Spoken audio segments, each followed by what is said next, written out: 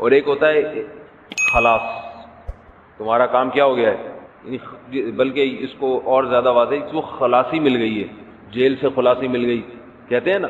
تو بعض علماء کہتے ہیں اس کو اخلاص اس لیے کہا گیا ہے کہ اس میں خالص توحید کا تذکرہ ہے سورہ اخلاص میں، جیسے قل هو اللہ احد اللہ الصمد لم یلد ولم یولد، اللہ کی توحید بیان کی، اللہ جیسا کوئی بھی نہیں ہے.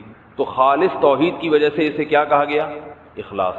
اور بعض علماء کہتے ہیں کہ اس کو اس لیے اخلاص کہا جاتا ہے لأنها تخلص العبد عن الشرک او النار، یہ نجات دلاتی ہے انسان کو شرک سے، جیسے جیل سے خلاصی سے ہے نا، خلاصی والا معنی، اخلاص کا معنی نجات دلانے والی، شرک سے نجات دلاتی ہے. اور بعض نے کہا کہ نجات دلاتی ہے جہنم کی آگ سے، کیونکہ اس کے مفہوم پر آپ عمل کریں گے تو جہنم کی آگ سے حفاظت ہوگی.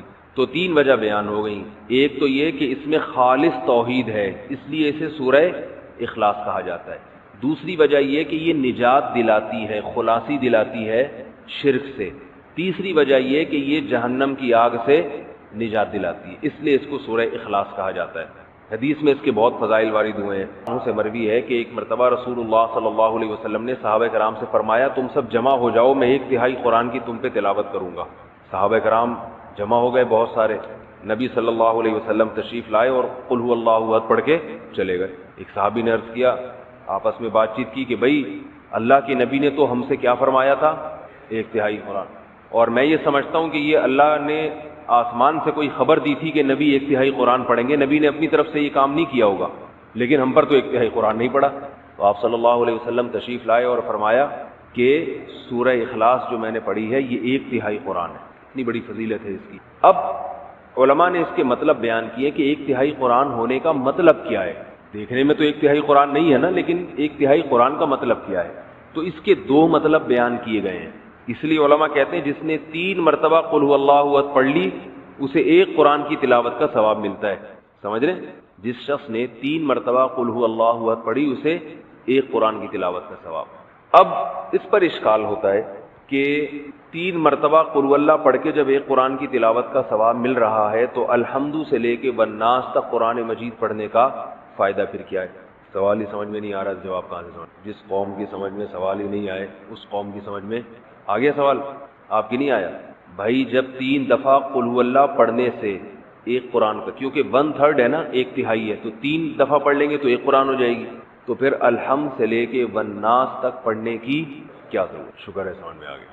اچھا آواز کی وجہ سے نہیں آیا تھا. تو اس کی بہت ساری وجوہات یعنی جواب دیے گئے، لیکن اس کا سب سے بہترین جواب وہ ہے جو علامہ ابن تیمیہ رحمہ اللہ تعالی نے دی. وہ جواب یہ ہے کہ ہر چیز کا اللہ نے اپنے علم میں ایک ثواب رکھا ہے، وہ قیامت کے دن ملے گا، اس کی کوئی مخصوص وزن ہوگا، کوانٹٹی ہوگی، اس کی مقدار ہوگی، یہ تو اس شے کا ثواب ہے. تو اللہ نے اپنے علم میں پورے قرآن کی تلاوت کا بھی ایک ثواب رکھا ہوا ہے. وہ 3 دفعہ قل هو اللہ پڑھنے سے بھی حاصل ہو جاتا ہے، جو اللہ نے پورے قرآن کی تلاوت کا ایک مخصوص ثواب رکھا ہے. لیکن جب آپ پورے قرآن کی تلاوت شروع کرتے ہیں الحمد سے، تو ہمیں پورے قرآن کی تلاوت کے ساتھ ساتھ کچھ اضافی ثواب بھی مل رہے ہوتے ہیں. مثال کے طور پر جب ہم قرآن کی تلاوت کریں گے اس میں سورہ فاتحہ بھی آئے گی، اس کے کچھ اضافی فضائل ہیں اس سورت کی تلاوت. سورہ بقرہ بھی آئے گی، سورہ بقرہ کے کچھ الگ سے اضافی فضائل ہیں جو اس کی تلاوت کے بارے میں وارد ہوئے. سورہ آل عمران بھی آئے گی، اس کے الگ فضائل ہیں. پھر قرآن مجید کی جو جنت اور جہنم کی آیتیں آئیں گی آپ کے سامنے، اس سے جو انسان کا دل بنتا ہے، جو واقعات آتے ہیں اس سے جو انسان کو عبرت حاصل ہوتی ہے، یا قرآن کی تلاوت سے اللہ کی جو محبت پیدا ہوتی ہے، یہ ساری اضافی چیزیں ہیں جو پورے قرآن کی تلاوت پہ آپ کو ملیں گی. تو سورہ اخلاص 3 دفعہ پڑھنے سے وہ جو اللہ کے علم میں 1 دفعہ قرآن کی تلاوت کا جو اصل ثواب ہے وہ مل جائے گا. لیکن جو اضافی ہیں، فاتحہ کے اضافی فضائل، سورہ بقرہ کے اضافی فضائل، پھر قرآن پڑھنے سے جو اللہ کی محبت اور قرب اضافی، یہ پورا قرآن پڑھے بغیر نہیں حاصل ہو. سمجھ گئے بات کو؟ یہ سب سے بہترین جواب ہے. اور بعض علماء نے یہ بیان کیا کہ یہ بھی ایک معقول جواب، اچھا جواب سمجھا گیا ہے کہ قرآن مجید میں بنیادی طور پر 3 مضامین بیان کیے گئے ہیں. ایک تو عقیدہ توحید کو بیان کیا گیا ہے، شرک کی نفی. دوسرا قرآن نے بیان کیا ہے احکام، یہ کرو، یہ نہ کرو، یہ حلال ہے، یہ حرام ہے، نماز پڑھو، روزے رکھو، زکوٰۃ دو، زنا مت کرو، وغیرہ وغیرہ. یہ ایک قسم کا مضمون ہے. اور تیسرا مضمون ہے روز جزا، آخرت قائم ہوگی تمہیں. یہ پورے قرآن کا گویا کہ بیسک بنیادی 3 مضامین ہیں. تو تو سورہ فاتحہ میں توحید خالص کو بیان کیا گیا، تو قرآن کی 1/3 ٹاپک کو، 1/3 مضمون کو سورہ اخلاص کور کر دیتی ہے. اس لیے اس کو یعنی مضمون کے لحاظ سے، قرآن کے مضامین کے لحاظ سے 1/3 قرآن کہا گیا ہے. سمجھ رہے ہیں بات کو کہ نہیں سمجھ رہے؟ ایک چیز ایک لحاظ سے کچھ ہوتی ہے، دوسرے لحاظ سے نہیں ہوتی. جیسے میں نے بتایا تھا آپ کو کہ حدیث میں آتا ہے کہ سورہ فاتحہ جیسی کوئی صورت نازل نہیں ہوئی، لیکن حدیث میں آتا ہے سورہ فلق اور سورہ ناس جیسی کوئی صورت نازل نہیں ہوئی.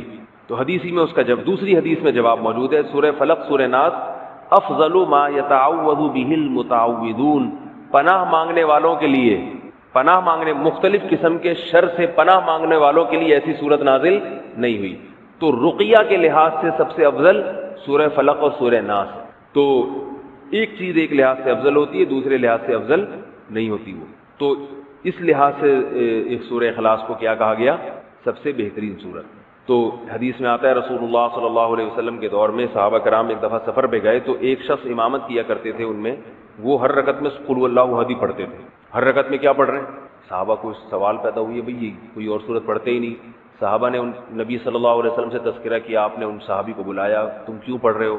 انہوں نے فرمایا کہ مجھے اس سورت سے محبت ہے، مجھے اس سورت سے محبت ہے. حدیث آپ صلی اللہ علیہ وسلم نے فرمایا جس کا مفہوم ہے جنت کی بشارت دی آپ صلی اللہ علیہ وسلم نے کہ تمہیں اس سورت سے محبت ہے، تو اس پر آپ صلی اللہ علیہ وسلم نے ان کو جنت کی بشارت دی. کیونکہ اس سورت سے محبت ہونا کس کی علامت ہے؟ کہ اللہ کی توحید سے محبت، اور یہ اللہ سے سچی محبت کی علامت.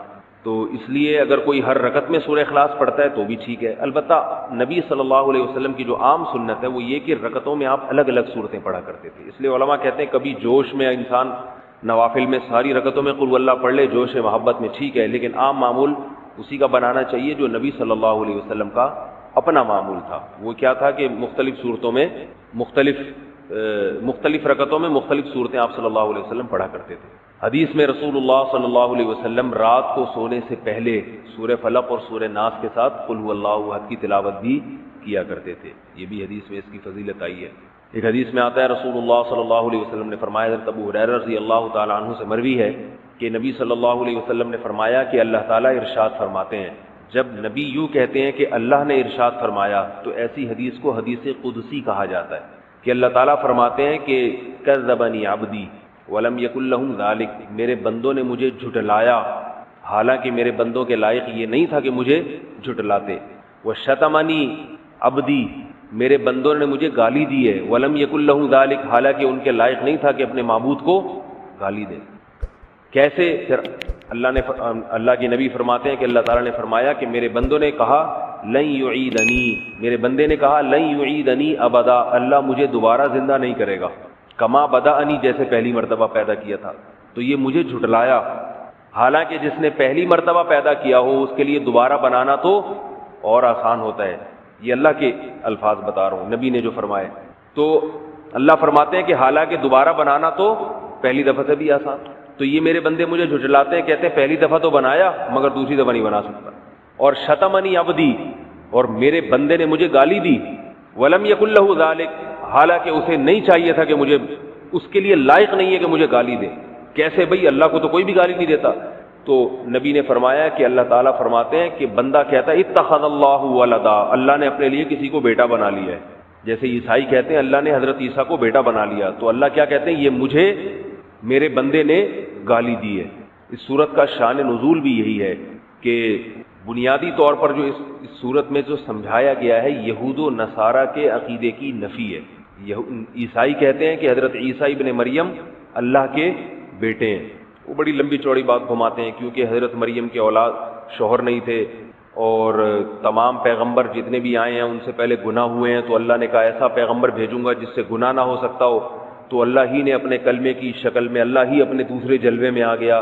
عجیب عجیب باتیں کرتے ہیں. کبھی کہتے ہیں حضرت عیسیٰ اللہ کے بیٹے ہیں، کبھی کہتے ہیں اللہ نے ان کو بیٹا بنا لیا ہے. جنا تو نہیں ہے لیکن خود بیٹا بنا لیا اللہ نے ان کو. کبھی کہتے ہیں کہ اللہ حضرت عیسیٰ کے جلوے میں آیا ہے، حضرت عیسیٰ کی ذات میں اللہ نے، کبھی کہتے ہیں حلول کیا ہوا ہے. تو مختلف عقیدے ان کے کسی ایک بات پہ ٹکتے نہیں ہیں. تو اللہ نے ان تمام باتوں کی نفی کر دی کہ نہ عیسیٰ ابن مریم اللہ کے بیٹے ہیں، کیونکہ اللہ نے کسی کو جنا نہیں، اور نہ اللہ نے کسی کو اپنا بیٹا بنایا ہے، اور نہ عیسیٰ ابن مریم اللہ جیسے ہیں. وہ کہتے ہیں نا تین خدا میں سے ایک عیسیٰ ہیں، تو کوئی اللہ جیسا نہیں ہے، خدا نہیں ہے، سب مخلوق ہیں اللہ تعالیٰ کی. تو عیسائیوں کے نظریے کی نفی ہے. اس صورت کا شان نزول یہ ہے کہ ایک مرتبہ یہود و نصارہ کا ایک وفد رسول اللہ صلی اللہ علیہ وسلم کے پاس، یہود کا ایک وفد آیا اور رسول اللہ صلی اللہ علیہ وسلم سے کہنے لگا صف لنا ربک، کہ آپ ہم سے ہمارے رب کی اوصاف بیان کریں. یہودیوں کا شاید یہ خیال تھا کہ تورات میں تو لکھا ہے کہ اللہ جیسا کوئی بھی نہیں ہے، اگر یہ جھوٹے نبی ہوں گے تو غلط صفات بیان کرنا شروع کر دیں گے، بھئی وہ ایسا ہے، وہ اس طرح ہے.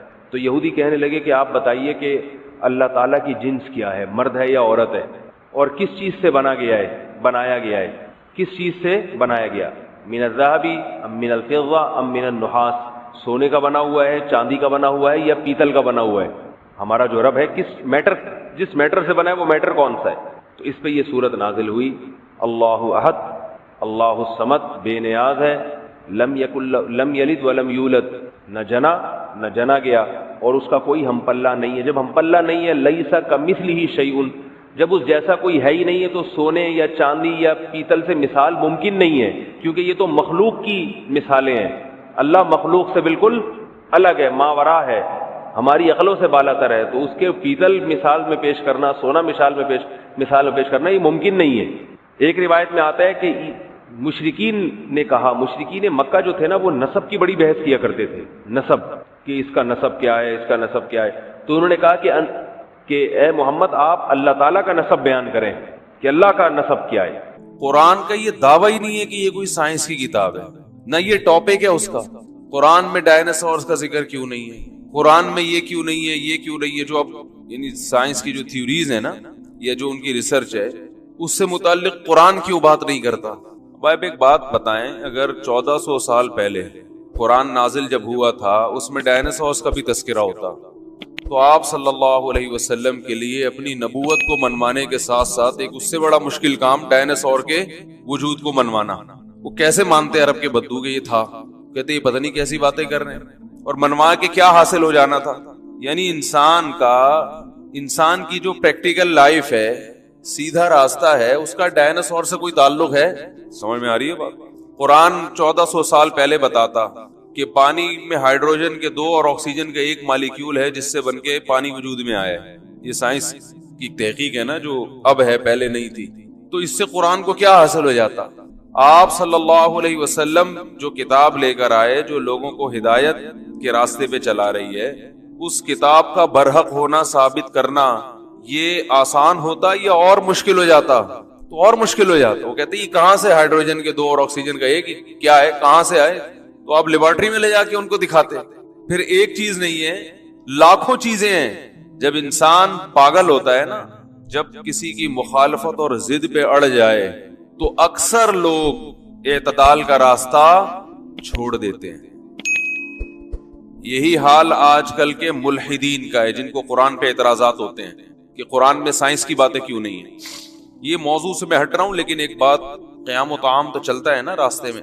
ایک بات خوب اچھی طرح سمجھ لیں، اس طرح کے اعتراضات قرآن پہ بہت زیادہ کیے جاتے ہیں. اور یہ جو ہمارے لڑکے یونیورسٹیوں میں سائنس پڑھتے ہیں، سائنسدانوں کے بارے میں پڑھتے ہیں، تو چونکہ ایک ہی چیز کو فوکس کیا ہے نا انہوں نے، تو ان کو بھی اعتراضات بہت ہوتے ہیں کہ قرآن میں سائنس کی جو تھیوریز ہیں ان کا تذکرہ کیوں نہیں ہے. یہ احسان تو ہم پہ سائنسدانوں نے کیا ہے. قرآن میں وہ سائنسی باتیں جو آج ثابت ہو رہی ہیں ان کا تذکرہ کیوں نہیں ہے. قرآن میں یہ کیوں نہیں ہے کہ سورج مشرق سے نہیں نکلتا بلکہ زمین گھومتی ہے، یہ کیوں نہیں ہے قرآن میں. یہ بات خوب اچھی طرح سمجھ لیں. پہلی بات، قرآن میں کوئی ایسی بات نہیں ہے جو سائنس کے اگینسٹ ہو. سائنس میں ریسرچ سے کوئی بات ثابت ہو، ایک ہوائی فائرنگ نہ ہو سائنسدانوں کی، باقاعدہ تحقیق سے کوئی بات ثابت ہو گئی اور سائنس نے اس کے خلاف کہا، قرآن نے اس کے خلاف کہا ہو، ایسا قرآن میں ایک جگہ بھی نہیں ہے، ایک آیت میں بھی نہیں ہے ایسا. حالانکہ 1400 سال پہلے لوگوں کو سائنس کے نام پہ بے وقوف بنانا دنیا کا سب سے آسان کام تھا. اگر یہ قرآن اللہ کا کلام نہ ہوتا تو اس میں 4 باتیں نہیں 4000 باتیں ایسی ہوتی جو آج سائنس کے بالکل اگینسٹ ہوتی. اور اس زمانے کی آپ کتابیں اٹھائیں، تحریریں اٹھائیں تو آپ کو ملے گا ایسے. آپ صدیوں پہلے کی مذہبی کتابیں اٹھائیں تو آپ کو اس میں عجیب عجیب نظریات نظر آئیں گے. قرآن یا تو سائنس کے موضوع کو چھیڑتا نہیں ہے، یا قرآن سائنس کی ایسی بات کرتا ہے کہ سائنس اس کے اگینسٹ نہیں ہے. ہاں سائنس اس بارے میں خاموش ضرور ہے، سائنس اس بارے میں کیا ہے؟ خاموش ہے، وہاں تک ریسرچ نہیں ہے. مثال کے طور پہ قرآن 7 مضبوط آسمانوں کا تذکرہ کرتا ہے کہ اللہ نے کتنے آسمان بنائے ہیں؟ 7. پہلا آسمان، پھر دوسرا آسمان، پھر تیسرا آسمان، پھر چوتھا، پھر پانچواں، پھر چھٹا، پھر 7واں. اب اگر کوئی سائنسدان کہے کہ ہم نے تو تحقیق کی ہے کوئی 7 آسمان نہیں ہے، تو یہ تحقیق جب ہو سکتی ہے جب آپ پوری کائنات کا وزٹ کر کے بولو بھائی آ گئے. یہ جب ہو سکتی ہے. ایک شخص دعویٰ کرے کہ اس دنیا میں ایک جنگل ایسا ہے جہاں آگ لگ جاتی ہے گرمیوں میں، آسٹریلیا میں ہوتا ہے نا، اور اتنی زیادہ آگ لگی تھی کہ وہ پورا ایک لندن جیسا شہر کے بقدر رقبہ جو ہے وہ جل کے خاکستر ہو گیا. یہاں ایک آدمی دعویٰ کرے تو میں نے تو نہیں دیکھا، یہ ایسی کوئی تحقیق نہیں ہے، تو اسے کہا جائے گا کہ آپ گئے کہاں تک ہیں دنیا میں، آپ نے ٹریولنگ کہاں تک کی؟ کہ میں انڈا موڑ پہ چائے پی کے آیا ہوں، انڈا موڑ تک میں بنفس نفیس گیا ہوں، راستے میں کوئی درخت بھی مجھے نظر نہیں آیا جس میں آگ لگی ہوئی ہو، نہ اس کے کوئی اثرات نظر آئے. تو ہم کہیں گے بھائی جنگل میں آگ کا لگ جانا یہ جب ضروری ہے، جب اس پہ تحقیق کے دعوے دار آپ اس وقت ہو سکتے ہو جب آپ یہ کہو کہ دنیا کا کوئی جنگل ایسا نہیں ہے جو میں نے دیکھا نہ ہو، اور میں نے تو نہیں دیکھا کہ کہیں آگ لگی ہو. سائنس نے یہ کب دعویٰ کیا ہے کہ کائنات کا وزٹ کر کے وہ واپس آ چکے ہیں؟ جو تحقیقات اب تک ہوئی ہے نا، سائنسدان اس کا خود اعتراف کرتے ہیں کہ یہ کائنات میں بھی ہم نے اتنا وزٹ کیا ہے جیسے کوئی انڈا موڑ پہ چائے پی کے آ جائے. ابھی تو آگے صدر، لانڈی، اور پھر حیدرآباد، اور پھر انڈیا، اور پھر اس کے آگے کے ممالک، اور اتنی بڑی دنیا پڑی ہوئی ہے، اس کے بارے میں تو سائنس خاموش ہے. تو قرآن نے یہ تھوڑی کہے کہ یہ پہلا آسمان ہے، اس کے بعد فوراً گندے نالے سے لیفٹ ٹرن مارو گے، تھوڑا آگے جاؤ گے دوسرا آسمان نظر آئے گا، پھر تھوڑا گولی مار سے سیدھا ٹرن مارو گے تو کون سا آسمان نظر آئے گا؟ تیسرا آسمان. آپ W11 پہ بیٹھ کے ہمیں آسمان پہ پہنچا رہے ہو یار. ایسے آسمان پہ تو ہمارے چرسی اور ہیروئنچی بھی نہیں گئے. ہیروئنچی بھی ہر وقت آسمان پہ رہتا ہے نا، لیکن وہ بھی اتنے بلندی کا دعویٰ اس نے بھی ابھی تک نہیں کیا، حالانکہ وہ چرس پی کے، ہیروئن پی کے دعوے کر رہا ہوتا ہے. تو قرآن سے صاف طور پر پتہ چلتا ہے کہ اللہ نے 7 مضبوط آسمان بنائے، اور اس میں سائنس کی کہیں نفی نہیں ہے. خاموش ہے سائنس اس بارے میں. یہ دعویٰ کرنا، دیکھو بہت سی چیزوں کے ہونے کا تو دعویٰ کیا جا سکتا ہے، نہ ہونے کا دعویٰ ممکن ہی نہیں ہے. عدالت کیسے خارج کر دے گی؟ سمجھ میں آ رہی ہے بات؟ بہت سی چیزیں ایسی جن میں نہ ہونے کا دعویٰ سنا ہی نہیں جاتا. مثال کے طور پر ستار بھائی نے وسیم بھائی کو 1 لاکھ روپے قرضہ دیا. قرضہ کس نے دیا؟ بولے نا، وسیم بھائی کو 1 لاکھ روپے قرضہ دیا. گواہ کوئی نہیں تھے. وسیم بھائی پی گئے. معذرت کوئی وسیم بھائی اگر بیٹھے ہوئے ہوں، وسیم بھائی وہ قرضہ لے کے، جیسے کہ ہوتا ہے آپ کو پتا ہے، انہوں نے کیا کیا؟ پی گئے. ستار بھائی نے وسیم بھائی کو کہا کہ تم نے 1 لاکھ روپے قرضہ لیا ہے، واپس کر دو. وسیم بھائی پی گئے، انہوں نے کہا میں نے تو نہیں لیا. ستار بھائی نے کیس کیا عدالت میں. عدالت نے کہا گواہ لے کر آؤ. 2 آدمی گواہ بن کے آئے. عدالت نے پوچھا کہ کیا تم نے دیکھا ہے کہ کیا تم اس بات کی گواہی دیتے ہو کہ وسیم نے ستار سے 1 لاکھ روپے لیے؟ انہوں نے کہا نہیں، ہم اس بات کی گواہی نہیں دیتے کیونکہ ہمارے سامنے لیا ہی نہیں ہے. عدالت کہتی ہے کہ اچھا پھر اس بات کی گواہی دیتے ہو کہ انہوں نے نہیں لیے؟ بولو بھائی، انہوں نے، وسیم نے ستار سے 1 لاکھ روپے نہیں لیے، اس کی گواہی دیتے ہو؟ اگر وہ کہیں کہ ہم گواہی دیتے ہیں کہ وسیم نے ستار سے 1 لاکھ روپے نہیں لیے، تو عدالت پوچھے گی کیا تم 24 گھنٹے وسیم کے ساتھ چپکے ہوئے ہو؟ اس پر تو گواہی دی جا سکتی ہے کہ لیے ہیں. اگر آپ یہ کہتے ہو نا کہ نہیں لیے، تو یہ نہیں کہہ سکتے کہ نہیں لیے، آپ کہہ سکتے ہو کہ ہمیں نہیں پتا کہ لیے ہیں کہ نہیں لیے، کیونکہ ہم 24 گھنٹے نہ وسیم کے ساتھ ہوتے ہیں اور نہ ستار کے ساتھ، اور ہوں بھی تو ہو سکتا ہے موبائل کی اپلیکیشن میں 1 لاکھ ٹرانسفر کر دی اس کے اکاؤنٹ میں. تو ہمارے پاس اس قسم کی کوئی نالج نہیں ہے. ہم اس پر گواہی دے سکتے ہیں کہ لیے ہیں، اس پر گواہی کوئی بھی نہیں دے سکتا کہ نہیں لیے ہیں. نہیں پر گواہی نہیں ہوتی ہے. بولتے کیوں نہیں بھائی؟ نہیں پر گواہی اس وقت ہوگی جب کوئی خاص ٹائم بتایا جائے کہ ہفتے کے دن 5 بجے اس نے پیسے لیے ہیں، تو گواہ کہہ سکتے ہیں ہفتے کے دن 5 بجے تو ہم اس کے گھر میں بیٹھے ہوئے تھے، ہمارے سامنے نہیں دیے، اس کا مطلب ہم گواہی دیتے ہیں کہ اس نے پیسے نہیں دیے۔ لیکن جنرلی جب کوئی گواہ طلب کیے جاتے ہیں تو وہ کسی چیز کے ہونے پر گواہی دیتے ہیں، نہ ہونے پر گواہی نہیں دیتے۔ نہ ہونے پر گواہی جب دی جائے گی جب نہ ہونا آپ کے علم کے دائرہ کار میں آتا ہو۔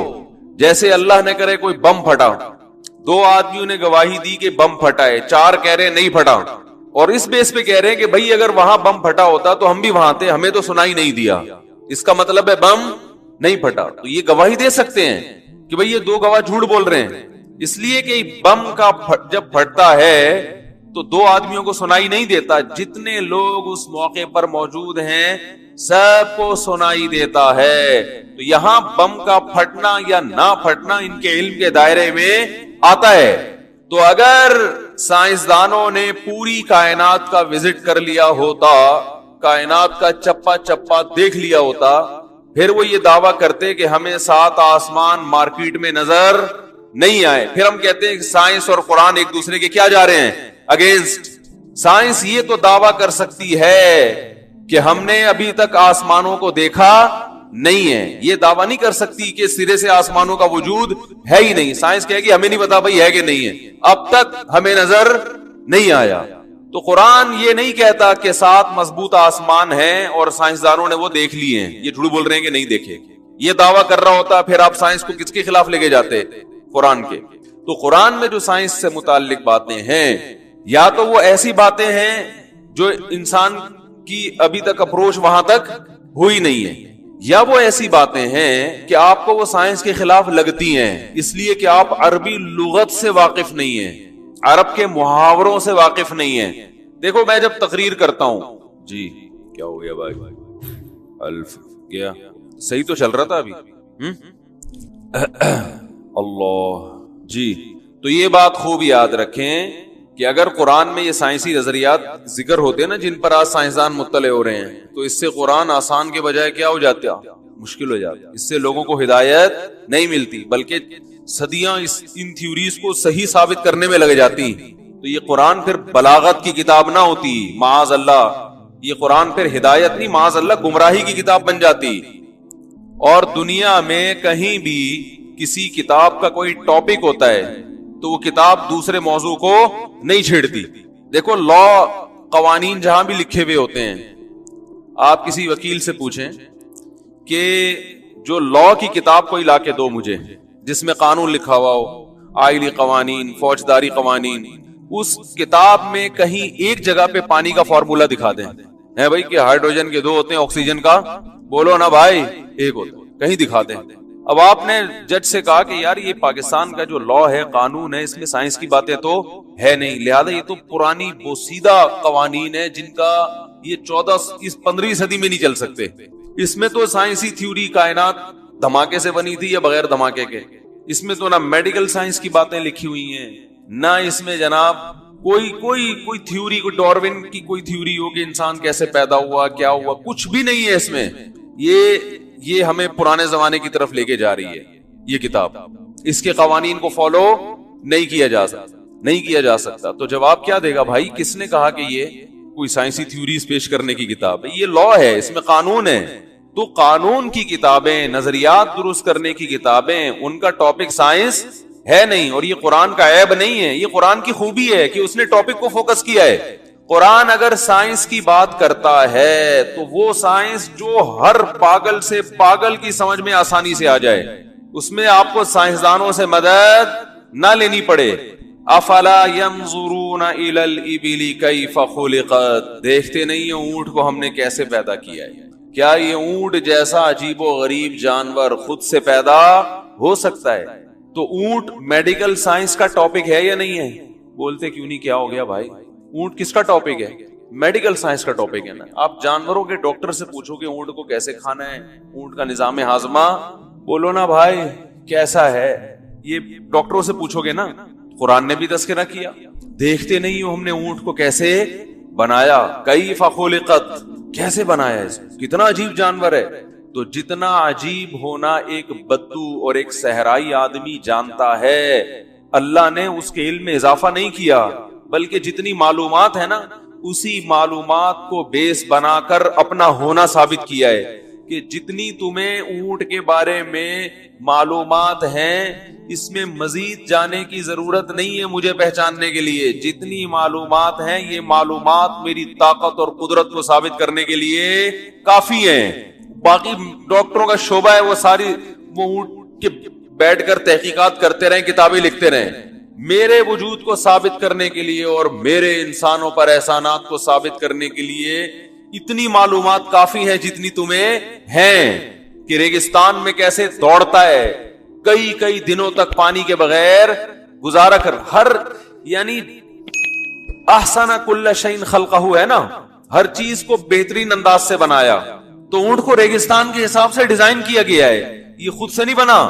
خود سے چیزیں جو بنتی ہیں ان میں مینجمنٹ نہیں ہوتی. ریگستان میں انسان کو سفر کی ضرورت تھی صدیوں پہلے, تو اللہ نے اس کے لیے کس جانور کو پیدا کیا؟ اونٹ کو.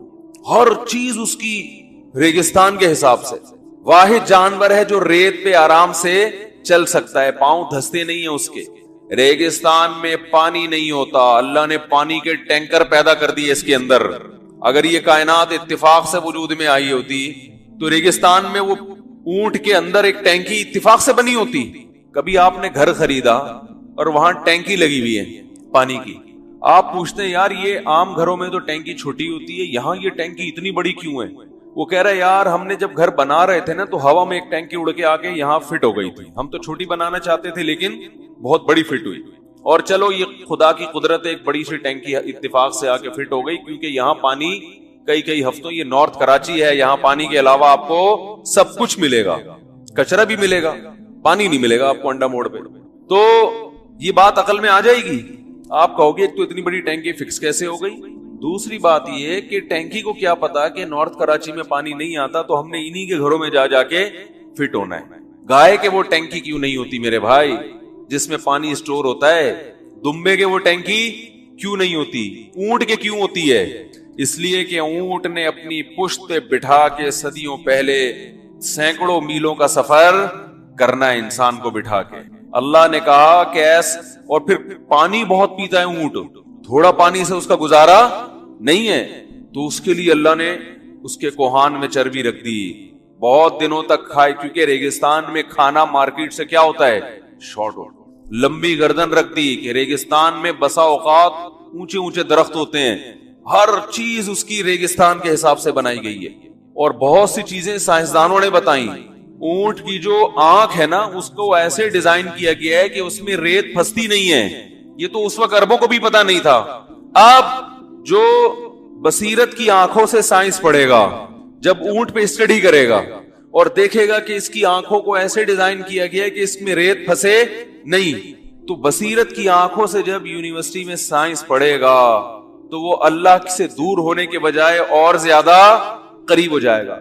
اور جس سے اللہ نے بصیرت کی آنکھیں چھین لی ہو, اندھا ہو گیا ہو, وہ کہے گا کہ اونٹ کے بارے میں اتنی زبردست تحقیقات جو 1400 سال بعد پتہ چل رہی ہیں, آنکھ میں یہ ہے اور کان میں یہ ہے اور وغیرہ وغیرہ, تو یہ قرآن میں اس کا تذکرہ کیوں نہیں آ رہی بات. اس سے پتہ چلتا ہے کہ قرآن اللہ کی کتاب نہیں ہے. اس سے پتہ چلتا ہے کہ اس کائنات کو کسی نے بنایا نہیں ہے, یہ خود سے بنا ہے اونٹ پورا. کمال ہو گیا بھائی. وہ جو سورہ ناس ہے نا, قل اعوذ برب الناس ملک الناس الہ الناس من شر الوسواس الخناس الذی یوسوس فی صدور الناس. میں پہلے حیران ہوتا تھا اللہ نے اتنے اہتمام سے وسوسہ ڈالنے والوں کے شر سے پناہ مانگنے کا کیوں حکم دیا ہے, کہ چاہے انسانوں میں سے ہو یا جنات میں سے, جو بھی وسوسے ڈالتے ہیں ان کے شر سے پناہ مانگو. آج یونیورسٹیوں میں اسلام کے بارے میں, اللہ کے بارے میں وسوسے ڈالے جا رہے ہیں. انسان اسلام کے قریب ہونے کے بجائے بولو بھائی دور ہو رہا ہے. میڈیکل سائنس پڑھنے والا وہ اللہ کے قریب ہونا چاہیے. اگر وہ قریب ہو رہا ہے اس کا مطلب اس کی کھوپڑی صحیح کام کر رہی ہے. تو ایک بات تو یہ کہ قرآن میں کچھ نظریات, کچھ باتیں ایسی ہیں جو انسانی عقل سے کیا ہیں, اب تک بالا تر ہیں. اس میں انسان خاموش ہے, نہ ہاں کر سکتا ہے اور نہ کر سکتا ہے. کچھ باتیں ایسی ہیں جو قرآن چونکہ عربی زبان میں ہے اور ہدایت کی کتاب ہے, تو اس میں عرب کے محاوروں کا اعتبار کیا قرآن نے. عرب کے محاورے. اس کی میں مثال دیتا ہوں. ہم جب کسی سے بات کرتے ہیں اور لیبارٹری میں نہ ہو, کوئی تحقیق میں نہ ہو, جنرلی جب ہم کسی سے بات کرتے ہیں تو ہم کسی کو کیا سمجھاتے ہیں؟ مثال کے طور پر میں آپ سے پوچھتا ہوں کہ بھائی سورج صبح کتنے بجے نکل رہا ہے؟ آپ ٹائم دیکھ کے بتاتے ہیں کہ جی صبح سورج نکلنے کا ٹائم 6:30 ہے, 6:30 بجے سورج نکلے گا. اور فرض کر لیں میں ایک ایسی ذات ہوں جس کے منہ سے کبھی جھوٹ نکلا ہی نہیں, اور جن سے میں نے ٹائم پوچھا کہ سورج کتنے بجے نکلے گا, انہوں نے بھی زندگی میں کبھی جھوٹ نہیں بولا. میں نے کہا سورج کتنے بجے نکلے گا؟ انہوں نے کہا جی 6:30 بجے. وہاں کوئی سائنسدان بیٹھا ہوا تھا, اس نے کہا یہ جس نے کہا ہے نا 6:30 بجے سورج نکلے گا, اس کی رپورٹیں غلط ہیں اور آئندہ اس کی کسی تحقیق پہ اعتماد نہیں کرنا. اس نے نقشے میں تحقیق کر کے بتایا 6:30 بجے نکلے گا, 100% غلط کا ہے, اور اب میں اس کی کسی بات پر اعتماد نہیں کروں. پوچھتا ہوں کیوں بھائی؟ اس نے کہا اس کو پتہ ہی نہیں کہ سورج نہیں نکلتا, زمین دھلکتی ہے. سورج تو اپنی جگہ پر ہے, زمین یوں ہوگی 6:30 پہ, جس سے سورج آپ کو لگے گا کہ نکل رہا ہے, حالانکہ سورج نکلتا, ارے بولو نا کیا ہو گیا, سورج نکلتا نہیں ہے. سورج یار کیا ہو گیا, آپ تو نکلے ہوئے ہیں.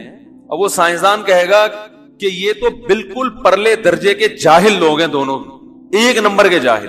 اس نے کہا سورج 6:30 بجے نکلے گا مشرق سے, اور اس نے کہا ہاں ٹھیک ہے مان لیا. تو یہ دونوں کیا ہیں؟ جاہل. ان کمبختوں کو یہ نہیں پتا کہ پورے سائنسدان, ساری دنیا کے سائنٹسٹ اس پہ متفق ہیں کہ سورج نہیں نکلتا, سورج تو اپنی جگہ پہ, زمین گھوم جاتی ہے, سورج مشرق سے نہیں نکلتا اور نہ مغرب میں. اب میں کہہ رہا ہوں غروب آفتاب کا ٹائم کیا ہے, مغرب سورج غروب کب ہوگا؟ انہوں نے بتا دیا کہ 6:10 پہ فار ایگزامپل غروب ہوگا. ابے سورج تھوڑی غروب ہوتا ہے. تو جو سائنسدان اس قسم کی حماقت کرے گا اسے کہیں گے بھائی تو لیبارٹری میں بیٹھا ہے یا تو عام معاشرے میں چل پھر رہا ہے. جب معاشرے میں آپ ایک لوگوں میں ہوتے ہو تو لوگوں کی جو مینٹل اپروچ ہے نا, جو مینٹل لیول ہے, اس پہ آ کے بات کرتے ہو. اور سائنسدان بھی باہر جا کے یہی بات کر رہا ہوگا کہ سورج مشرق سے نکلتا ہے اور مغرب میں غروب ہوتا ہے. وہ تھیوری اس کی وہ یونیورسٹی کی حد تک ہے. تو بہت سی باتیں قرآن نے انسان کے لیول پہ اتر کے کی ہیں. اس کو خام خام میں سائنس کے اگینسٹ لے جا کے بقراطیاں اور افلاطونیاں پیش کرنا کہ سائنس تو کہتی ہے یوں ہوتا ہے اور قرآن کہہ رہا ہے یوں. او بھائی قرآن اگر اس طرح سے بات شروع کر دیتا تو اصل مدعا رہ جاتا. نبی صلی اللہ علیہ وسلم ایک نئی بحث لے کر آ جاتے کہ سورج کہاں سے نکلتا ہے. سورج نہیں نکلتا بلکہ زمین گھومتی ہے. وہ عرب کے بدو جن اونٹ چرانے کے علاوہ ان کو کچھ بھی نہیں آتا تھا, وہ یہ تھیوریز لے کے وہ اس پہ ریسرچ کرنے لگ جاتے کہ یہ کیا کہہ رہے ہیں آپ. تو یہ کتاب ہدایت بنتی. اس لیے قرآن نے آپ کے مینٹل لیول پہ آ کے بات کی ہے. اس زمانے کے لوگوں کے حضرت ذوالقرنین مغرب کی طرف پہنچے, وجدہا تغرب فی عین حمیہ, سورج کو دیکھا کیچڑ میں غروب ہو رہا ہے. وجدہا, انہوں نے دیکھا بھی نہیں ہے, پایا, محسوس کیا کہ سورج کہاں غروب ہو رہا ہے, کیچڑ میں. اس پہ لوگ اعتراض کر رہے ہیں کہ سورج تو کیچڑ میں غروب, بولو بھائی نہیں ہوتا. حالانکہ قرآن نے یہ کہا نہیں ہے کہ سورج واقعی کیچڑ میں غروب ہو رہا تھا. انہوں نے کہا ان کو ایسا لگا کہ سورج کہاں غروب ہو رہا ہے, کیونکہ سامنے کیچڑ تھا نا. جب ہمیں لگتا ہے نا کہ سورج سمندر میں غروب ہو رہا ہے, اب میں کہوں کہ یار میں پکنک منانے گیا, میں ہاکس بے پر میں نے کھڑے ہو کر دیکھا کہ سورج کہاں ڈوب رہا تھا, مجھے لگا کہ ایک سورج, وجدہ کا معنی لگا, محسوس ہوا, میں نے دیکھا کہ سورج کہاں غروب ہو رہا ہے, سمندر میں. آپ کو لو بھائی سائنس کا تو بیڑا غرق کر دیا. او میں اپنی پکنک بیان کر رہا ہوں بھائی, میں ہاکس بے کے حالات بیان کر, تو سائنس کو لے کے بیٹھ گیا یہاں پہ. اب میں اگر سائنسدان ہوتا تو میں اپنی پکنک کے اسٹائل کو یوں بیان, ہم کہتے ہیں نا سورج سمندر میں ڈوبتا ہوا بہت اچھا لگتا ہے.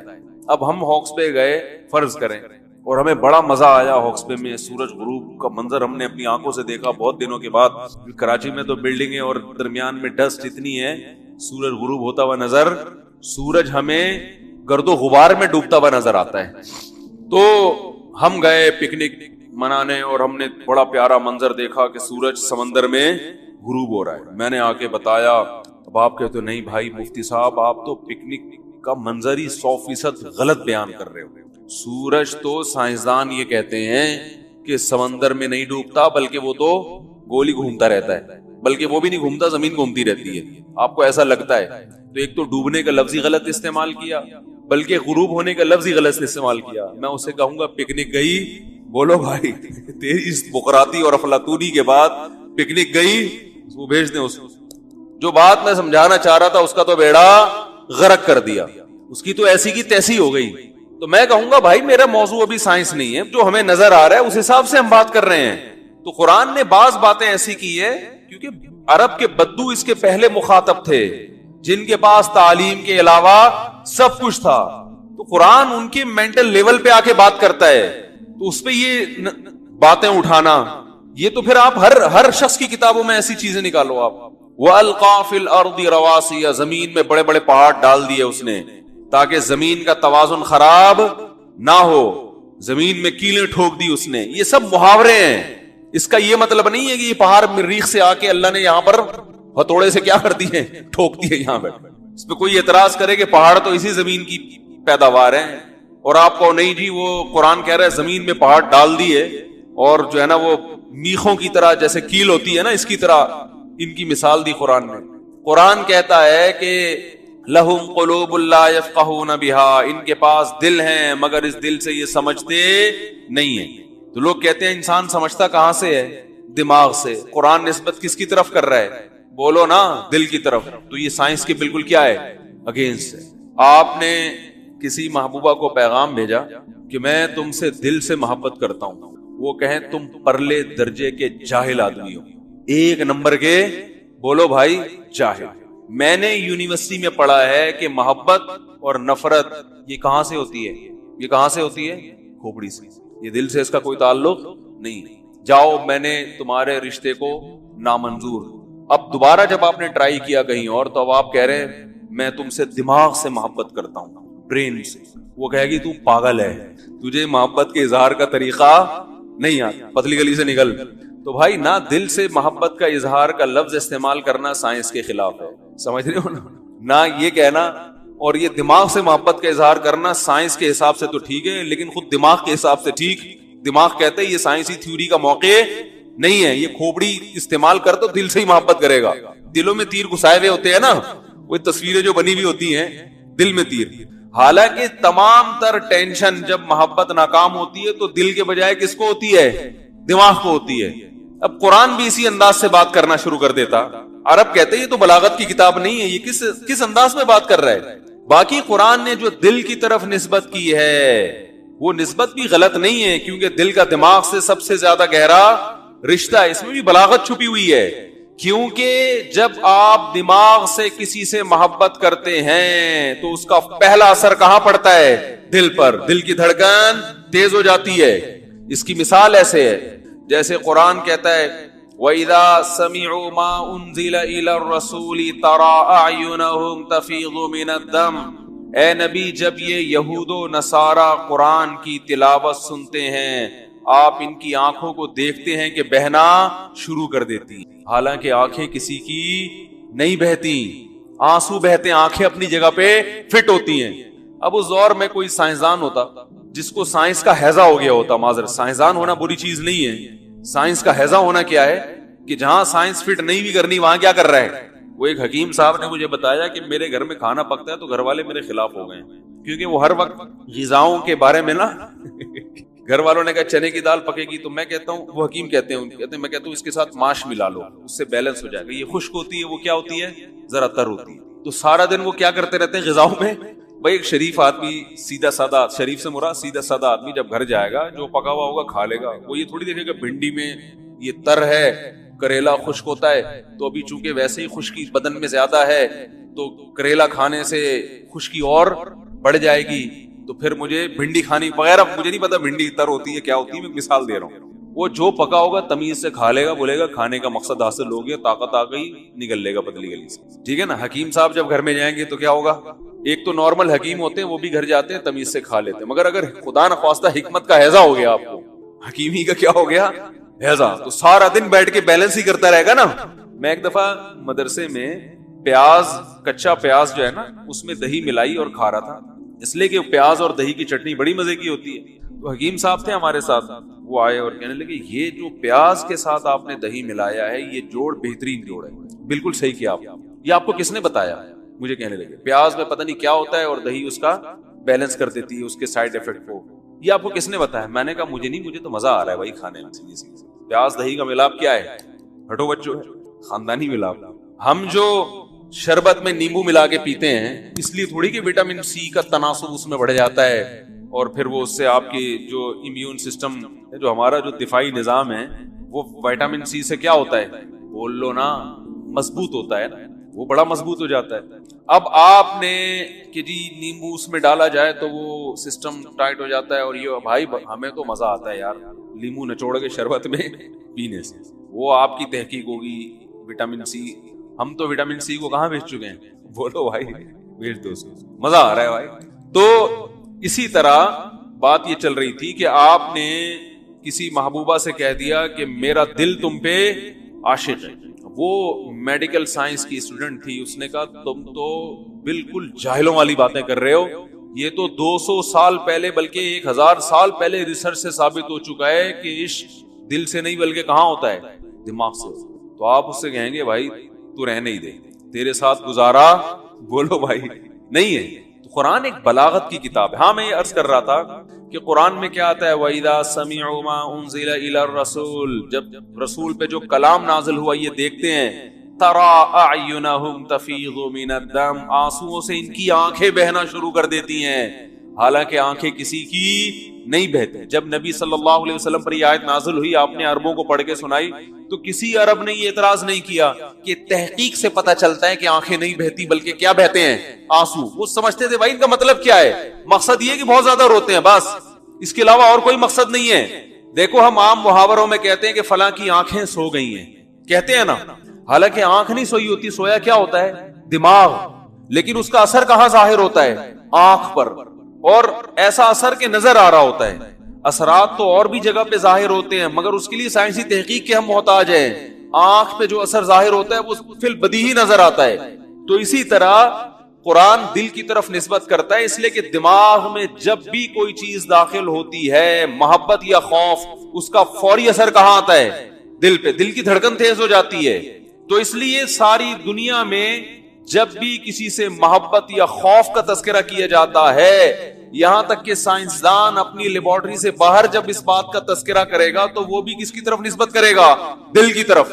جس سائنٹسٹ نے یہ تحقیق کی ہے نا کہ انسان دماغ سے سوچتا ہے، دل سے نہیں سوچتا، وہ بھی جب گھر میں جا کے عام مجلس میں بات چیت کرے گا تو سوچنے کی نسبت کس کی طرف کرے گا، دل کی طرف، وہ بھی یہی کہے گا۔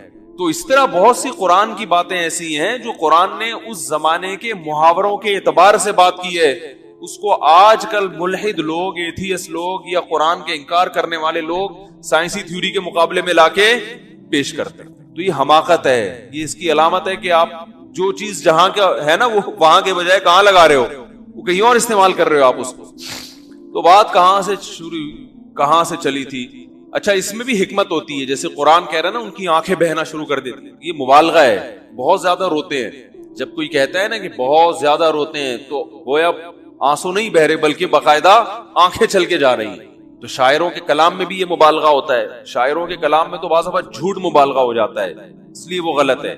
تو قرآن مجید میں اللہ رب العزت نے الحم سے لے کے والناس تک یہ قرآن کی صداقت ہے کہ کوئی ایک بات بھی ایسی نہیں۔ اچھا یہ بات خوب یاد رکھیں، قرآن میں یہ نہیں ہے کہ یہ لوگ ذکر کرتے ہیں نا کہ قرآن میں آتا ہے کہ سورج مشرق سے نکلتا ہے اور مغرب میں غروب ہوتا ہے، تو یہ سائنس کے خلاف ہے۔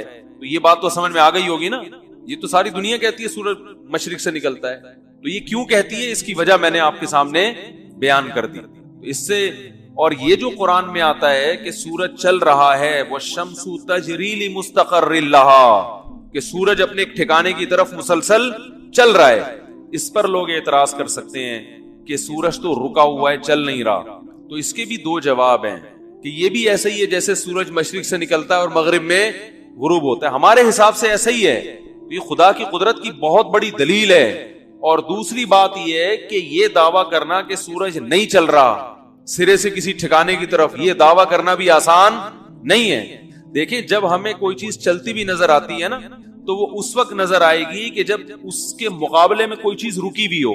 آپ چلتی ہوئی ٹرین میں بیٹھے ہوتے ہیں، آپ کو چلتی ہوئی لگتی ہے اس لیے کہ باقی تمام چیزیں نہیں چل رہی ہوتی، لیکن اگر سب چیزیں چل رہی ہیں، دیکھو ہم بھی چل رہے ہیں نا ابھی، ارے زمین گھوم رہی ہے تو ہم بھی گھوم رہے ہیں، لیکن آپ کو محسوس ہو رہا ہے کہ ہم گھوم رہے ہیں، اس لیے کہ آپ کے ساتھ ساری چیزیں کیا ہو رہی ہیں، کیا ہو گیا، ہمارے ساتھ ساری چیزیں گھوم رہی ہیں۔ تو نظام شمسی کا جو سسٹم ہے نا، سورج زمین سورج کے گرد اور اپنے محور کے گرد بھی گھوم رہی ہے، تو سورج آپ کو اس وقت چلتا ہوا نظر آئے گا جب زمین رک گئی جائے اور سورج اپنا چلتا چلا جائے، ٹھیک ہے نا، پھر آپ کو لگے گا عین ممکن ہے یہ نظام شمسی پورے سسٹم کے ساتھ چل رہا ہو یہ، کیونکہ قرآن میں اللہ کا ارشاد ہے کل فی فلک یسبحون، یہ تمام کے تمام ایک خاص دائرہ ہے جس میں یسبحون تیر رہے ہیں۔ تیرنے کا لفظ استعمال کیا جس میں یہ بھی پتا چل گیا کہ تمہیں ان کی حرکت کا ادراک ہونا بہت مشکل ہے، کیونکہ جب انسان چلتا ہے نا تو جھٹکے آتے ہیں چلتے ہوئے، جب تیرتا ہے تو کیسے اسموتھ چل رہا ہوتا ہے وہ۔ تو اللہ نے فرمایا جتنے اجرام بڑے بڑے ہم نے بنائے ہیں، کلن تمام کے تمام، فی فلک ایک خاص دائرہ ہے جس میں موو کر رہے ہیں، جس میں چل رہے ہیں یہ۔ اب آپ بتاؤ 1400 سال پہلے قرآن نے کہا کہ یہ سب ایک دائرے میں کیا ہیں، چل رہے ہیں، تو یہ بات اس دور میں کی جا سکتی تھی۔ اس دور کے جو سائنسدان ہمیں ملتے ہیں نا، جو پھیکو قسم کے، ان میں ہم نے بھی مدرسوں میں کتابیں پڑھی ہیں نا، تو اس دور کی تھیوریز بھی پڑھی ہیں، اس میں یہ کہ یہ جو ستارے ہیں نا، یہ آسمان سے کیا ہوئے ہیں، کیل سے ٹھوکے ہوئے ہیں بھائی، یہ جڑے ہوئے ہیں، چپکے ہوئے ہیں آسمان سے۔